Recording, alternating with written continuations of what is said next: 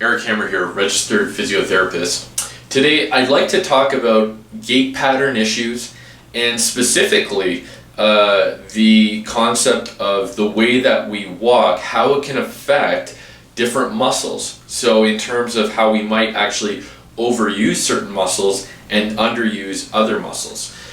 So in a lot of cases, right, when I see individuals who they might be presenting with a specific pain either in the hip or in the knee, I'll have them go for a walk essentially in the hallway so I can take a look at how they're compensating for the discomfort in one area or the other. In a lot of cases what I find is that on that affected side, the patient will be either not putting as much weight on one side, or in a lot of cases they'll be externally rotating perhaps the hip in order to offload either the hip or the knee joint. And what this creates is basically a compensation of the different muscles that run up and down the hip and in through the knee area.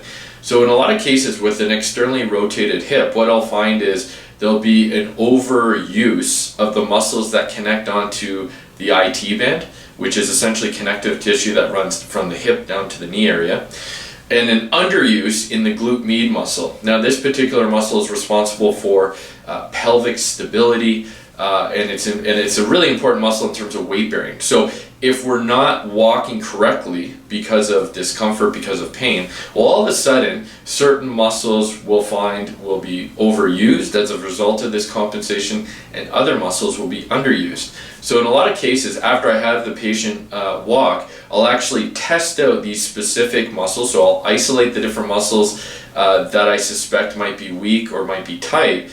And then in terms of generating a specific program for this patient, well, we need to correct these different muscle imbalances by, again, first isolating the muscles that are weak and tight. And then from there, in order to make it more functional and practical for the patient, we then want to make these exercises more weight bearing. And then eventually we want to actually correct it in which they are then walking appropriately and setting the correct muscles and not overusing, right, particularly the muscles in the front of the hip or into the IT band in order to create, like I said, these different muscle imbalances.